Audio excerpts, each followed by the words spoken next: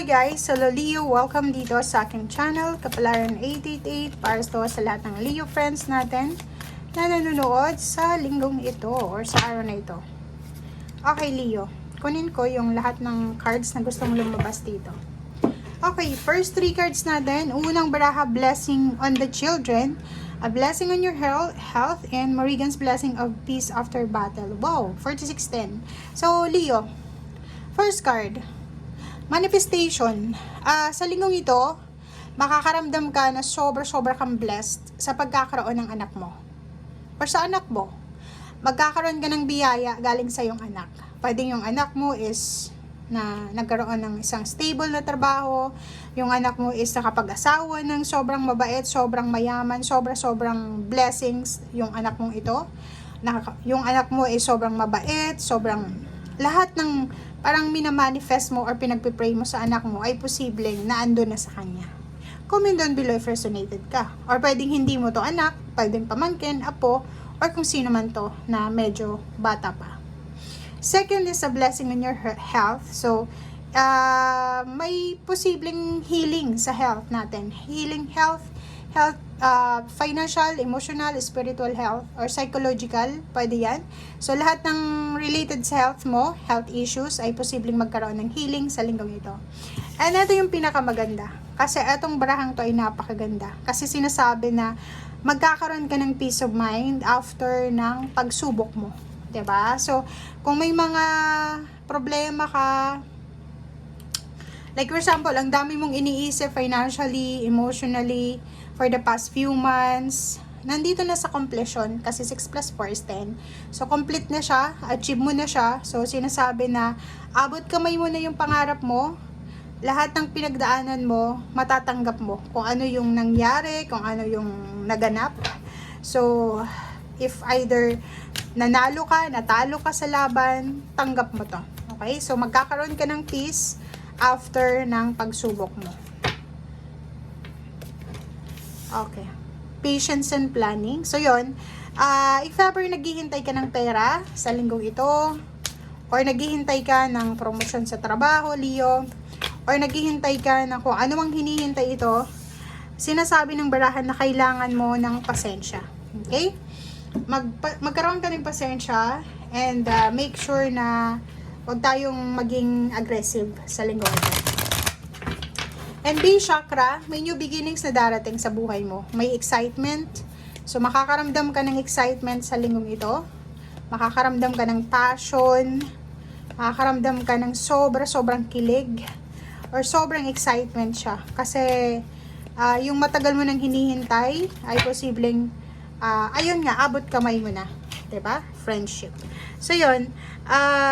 This week din, posibleng may reunion or pwedeng pagsasama ng mga magkakaibigan, magkakapamilya, pag-uusap, camaraderie, partnership, or kano pa man. So, may mga issues kayo regarding friends, regarding family, regarding kapitbahay, relatives, or pwedeng katrabaho, dating kakilala, acquaintance na posibleng maayos sa linggong ito.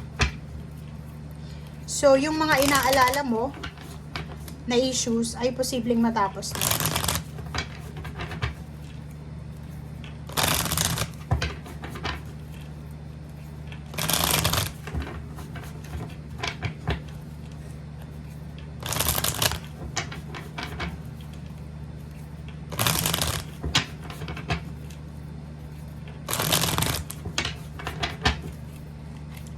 Okay. First card natin, Magician. Wow, magical ang linggong ito para sa'yo, Leo.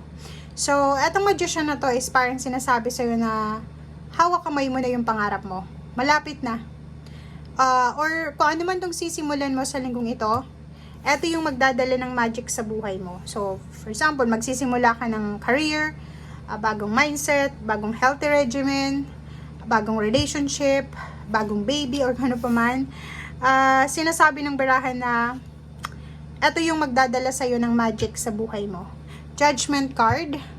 Lalabas ka sa comfort zone mo this week. So, pwedeng yung iba magta-travel, yung iba lilipat ng bahay, yung iba naman is pupunta sila sa sa lugar kung saan sila makakatagpo ng taong pwedeng makatulong sa kanila financially and emotionally. Or yung iba aalis sa mga nakagawian nila, 'di ba? So, ang priority mo sa linggong ito is yung peace and harmony, 'di ba? Like for example, palagi kang aggressive, yung pakiramdam mo kailangan mong ipatunayan. 'Di ba? May kailangan patunayan lagi. 'Di ba? Yung parang ang mindset mo, Leo, is kailangan kong ipatunayan ito na magaling ako sa kanya, magaling ako sa kanila. Kailangan ko ipaglaban yung karapatan ko. Parang ganito ka dati. Ito yun 'di ba? Tapos ka na dito sa estado na to, sa phase na to. Kasi peaceful ka na 'di ba? Parang iniisip mo wala na akong kailangan na ipaglaban. Wala naman akong dapat na ipakita or ipaglaban o kano pa man. So, nakikita ko sir dito na lalabas ka sa mundo ngayong first week ng April na bagong aura, bagong energy, bagong vibration, na parang yung mga tao sa paligid mo mapapawaw sila kasi hindi nila makikilala bakit ganun si Leo. Dati aggressive siya, ngayon patient na siya. Dati ang sakit niya magsalita 'di ba? Parang ganun.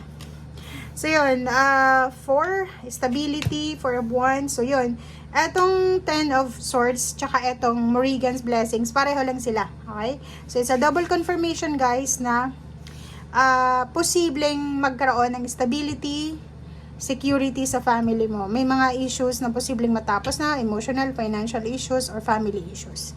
Nakikita natin na mas ipapriority mo sa linggong ito yung peace of mind. Nakikita mo to na 4 of wands. Sinasabi ng 4 of wands dyan na may mga celebration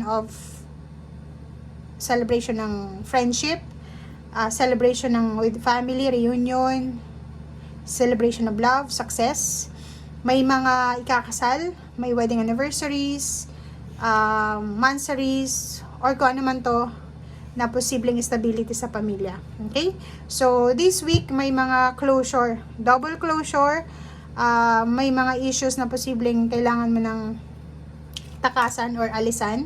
Kasi parating na yung yung victory and success mo 'di ba? So, parang mas kailangan mong bigyan ng priority yung blessings ng parating kaysa doon sa mga nangyari sa nakaraan na parang hinahunt ka. More money to come. Okay, so makakaalis ka na sa financial problems mo. May mga bagong trabaho na posibleng i-offer sa'yo. May bagong source ng income, unexpected man yan or expected income. May salary increase, mayroong promotion sa trabaho, empowerment, reclaiming your power, diba? And yun, parang sinasabi ng barahan na wala ka na doon sa pagiging sensitive kasi masyado kang sensitive dati diba? So ngayon, parang iisipin mo na lang na okay, go with the flow na lang ako, kung anong mangyari, ganun na lang ako. And hindi na ako magiging katulad ng dati na sobrang aggressive ko sa sitwasyon na kinukontrol mo, tao, sitwasyon, kahit karelasyon, kinukontrol. Ngayon, letting go ka na. Kasi alam mo na may magic ka. Alam mo na dahil sa pagiging controlling mo, marami kang blessings na hindi nasasalo. Diba? So ngayon, open ka sa lahat and mas priority mo yung peace of mind, stability, balance, and yung peace and harmony and health. Okay? Thank you guys. Bye!